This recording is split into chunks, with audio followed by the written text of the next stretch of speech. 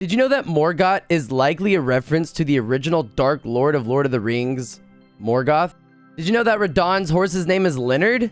Great, you already know some basic Elden Ring trivia, so you are in the right place because I have 10 new obscure facts you hopefully don't know because I didn't see them in Vadi videos or Arex's videos. Alright, so prepare to get your mind blown with number 1. Do Erdtree avatars look similar to you? Like at all? I mean, look a little closer. That's right, these guys are actually nothing more than a huge callback to the Asylum Demon from Dark Souls. I mean, seriously, right down to the crazy jump attack and the staff slam. Honestly, I don't know if I would call this a callback so much as, like, literally just kind of reusing the enemy with the new skin.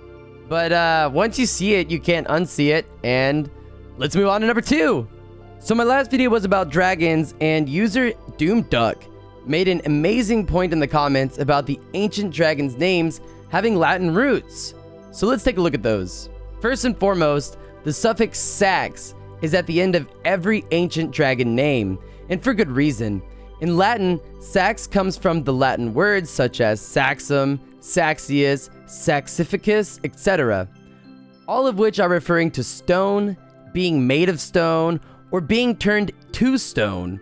And appropriately a defining characteristic of these dragons is their stone scales. The ancient dragons we know from the game are Fortisax, Lanciax, Grandsax, and Placidusax. So what do their names say about each dragon? Well, Forti comes from the Latin word fortis, or forte, which means strong, powerful, mighty, vigorous, firm, steadfast, courageous, brave, and bold. This fits Lich Dragon Fortisax rather tragically, as it was willing to take on death to save its friend Godwyn. Instead, Fortisax became corrupted through these efforts and becomes the Lich Dragon Fortisax you fight during Fia's questline. Land has kind of a triple meaning in game. The Latin word lanosis refers to something that is woolly, and during Lanciax's fight, there are thunder sheep in the area. There is also the word lancinatio, which is a noun for tearing into pieces, rending, or mangling. And Lanciax does have a very powerful lightning glaive. Finally, there is the term lanternarius, which means lantern bearer. I chose this as well because Lanciax was, presumably, the first dragon to take human form as a priestess and guide the way to sharing the secrets of lightning with the citizens of the lands between. Grand comes from grandis, which means aged, old, large, great, grand, tall, powerful, and so on. This proper describes Grandsax, as he is the ancient dragon in the capital who is easily much larger than any other dragon you see in game, even Grail. Finally, we have Placidus, which is to me the most eerie and telling of them all. This translates directly into Latin as gentle, calm, mild, and peaceful. This gives insight to what life was like in the lands between in the age before the Erdtree, as Placidusax was the first Elden Lord, a peaceful ruler of likely tranquil times. All of this came to an end, however, when the Greater Will sent the Erd Beast to gain a foothold and impose a will of its own upon the lands. Number 3. Latina is an Albinauric who is found after the Lakeside Crystal Cave dungeon alongside her wolf companion Lobo. Whether or not you complete her side quest isn't important as long as you visit her location at the Slumbering Wolf's Shack. You can obtain the Latina the Albinauric Spirit Ashes. If you summon these ashes under normal conditions, Latina spawns in her sitting pose as she is when you meet her, and she shoots some arrows.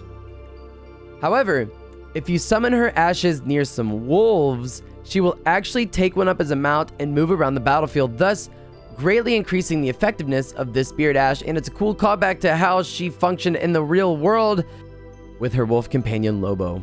Next, Fia's underwear are technically an item. That is right, Fia the Deathbed Companion who you meet at the Round Table Hold has a pair of special undergarments that are referred to as the Deathbed Smalls. If you have the PC version of Elden Ring and about 2 minutes of time to Google, you can easily find a method for which you can obtain the Deathbed Smalls. At that point, they are totally an equipable item, and they make your character look fabulous. There's really nothing special associated with this, but if you want to show some skin in Elden Ring, you may as well do it with the Deathbed Smalls. Also, a word of warning here, Players are getting soft banned for this, so do not pick them up from online lobbies and do not take them online. Don't say I didn't warn you.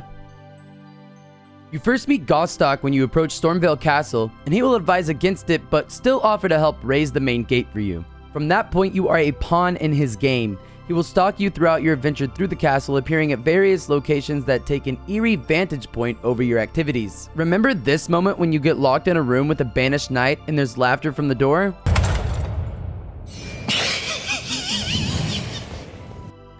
Yeah, that's Gostock. He wants you to die. When you die, he takes a portion of your runes, and this is confirmed by killing him.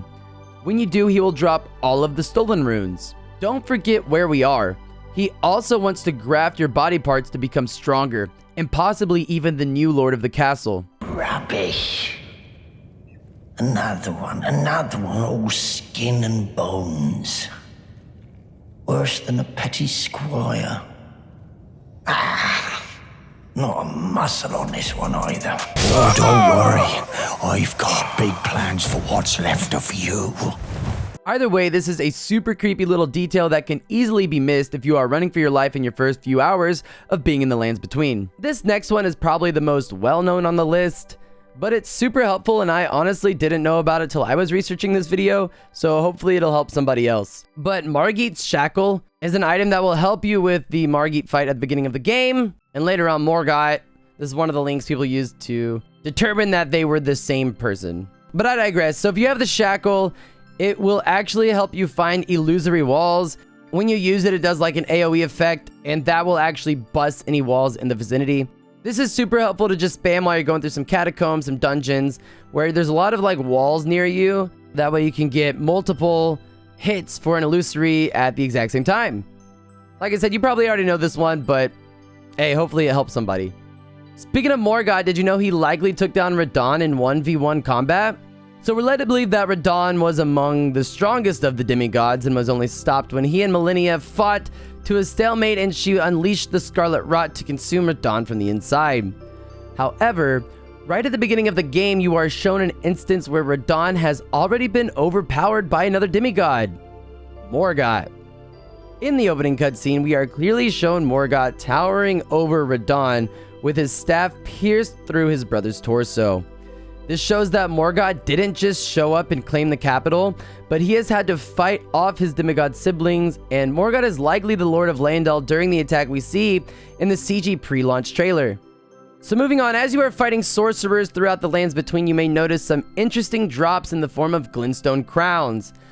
The ones I'm referring to are the Lazuli Twin Sage Carollo, the Witches, and Olivinus glintstone crowns. Equipping these items will give you the giant stone head aesthetic like the glintstone sorcerers you fight throughout the game. But did you know these crowns are representative of, or may even be, real people? If you visit the Raya Lucaria Academy, you'll see a line of portraits, and each lines up quite nicely with the different glintstone crown items. So what do you think?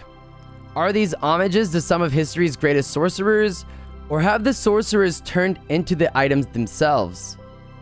Not unlike Sellen's primal glintstone we get from completing Sellen's quest, which says, in essence, a primal glintstone is a sorcerer's soul. If transplanted into a compatible new body after their original body dies, the sorcerer will rise again. This means that the Sellen that we see in game could have already been in a new body. Therefore, the witch's glintstone crown that we get is actually the original Sellen's head. Not saying it's real, I'm saying it's possible. What do you guys think? So I'm sure you guys know the legend Zuli, and recently they posted a video of Elden Ring solving possibly a 7-year-old mystery brought to us by Dark Souls 3. In Dark Souls 3, there was a boss that was never really used from what we could tell. In the game files, it was referred to as Snake Soul. Well, I'm no data miner, but Zuli suggests that the AI name for the ulcerated tree spirit is also Snake Soul. This relates back to leaked alpha screenshots of Dark Souls 3, in which we can see a giant serpentine silhouette, but no such enemy was ever found in game. Well, that silhouette looks close enough to the tree spirits in Elden Ring that it could easily have been taken from Dark Souls and simply readjusted for the newest title. And this is just a quick little tip for you Great Shield users. If you are low on stamina and you simply spam the crouch button while blocking, your stamina will increase extremely fast, allowing you to get back into the battle faster or be prepared to take on the next big hit. There you have it, 10 fun facts, secrets, obscure things from Elden Ring, whatever you want to call it. Now I want to talk about some corrections from my last video. Again, guys, thank you so much for the support on all of these. I am coming from making Pokemon shiny hunting videos, so this is quite a leap, and I'm new to the lore thing, so having all of these conversations and theorizing with you has actually been so much fun, and I love making these videos. The first very commonly brought up argument in my last video was that of Vike. Now, if you remember, I said Lanciax and Godwyn had children, which would have been like the ancestors of Godric and all of that. And many of you mentioned Vike's Dragon Bolt, saying that Lanciax loved Vike, and you're totally right. Thank you so much for bringing this up. I actually left that bit out of the last video, and here were my thoughts. The description for Vike's Dragon Bolt says, of all the knights, Vike the Dragon Spear was the one Lanciax loved the most. The wording here, at least in English, is very much so comparative. It could mean that Lanciax had a couple of lovers and she was most fond of Vike. It could be that she considered the Knights of the Round Table Hold to be like children, and Vike was the one she loved the most of her children and therefore blessed with the most power. Of course, it could also mean that Lanciax only truly loved Vike, and I'm wrong. You're welcome to believe that as well, and I am open to accept that. I would love to see the original Japanese here to see what it may reference more specifically, but in any case, this doesn't disprove humans and dragons having children together. In fact, it still supports it quite strongly, even if your beliefs are contrary to mine regarding Vike. Next up, we have Estelle. Another major thing that was brought up multiple times was the belief that Estelle took out Farum Azula.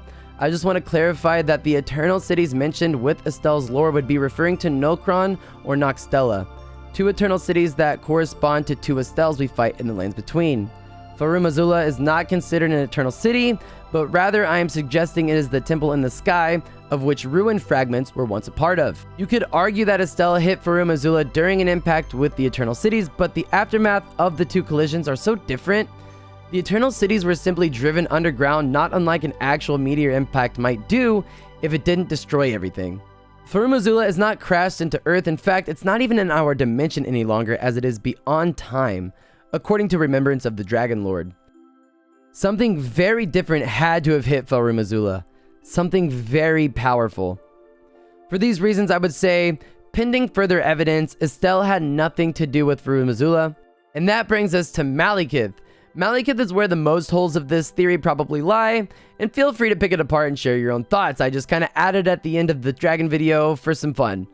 Specifically, I need to address how the Beast Clergyman could both be in the Lands Between when you meet him for the Deathroot quest, and in Farum Azula locked away by Marika. I believe the Beast Clergyman you meet in the Lands Between is simply a projection, a means for Malekith to obtain the Deathroot for which he eternally yearns. Why do I think this? Well, Malekith is a shadow, and we have already seen that shadows have the ability to project themselves across distances when Blythe reaches out to us during Ronnie's questline. Malekith is a much more powerful version of Blythe, though. He literally contains the power of death. Who's to say that after so long of being imprisoned in another dimension, he has not taken the projection abilities to another level?